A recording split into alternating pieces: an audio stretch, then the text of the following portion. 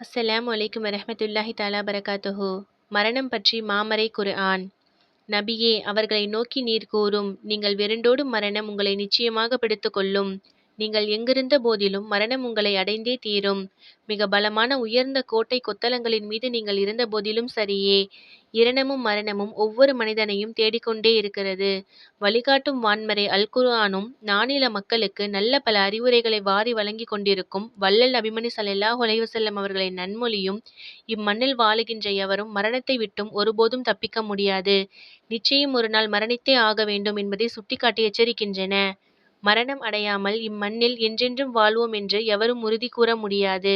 நாம் ஒவ்வொருவரும் பிறக்கின்ற போதே மரணம் என்ற பூமாலையை கழுத்தில் அணிந்தவர்களாகவே பிறக்கின்றோம். மேலும் நமக்கு மரணம் எப்போது, எந்த நாளில், எந்த மாதத்தில், எந்த வருடத்தில் என்பதும் தெரியாது.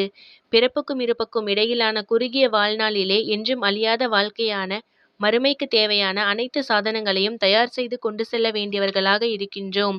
எனவே இவ்வுலக வாழ்வில் ஈமானுடன் நன்மைகள் பல செய்து வாழ்ந்து மறைவோமே ஆனால் ஆகிரத் என்னும் அழியா பெருவாழ்வு இன்பமயமானதாக அமையும். அவ்வாறு இல்லையென்றால் என்றும் நீங்காத அழியாத பல கஷ்டங்களை துன்பங்களை மறுமையில் அடைய நேரிடும். ஆதலால் மரணத்தை நினைத்து மறு உலக வாழ்வு சாந்தியும் மகிழ்ச்சியும் நிறைந்த வாழ்வாக அமைவதற்குரிய வழிமுறைகளை அறிந்து செயலாற்றி உண்மையான மோமீன்களாக இவ்வுலகை விட்டு செல்ல முயற்சிப்போமாக.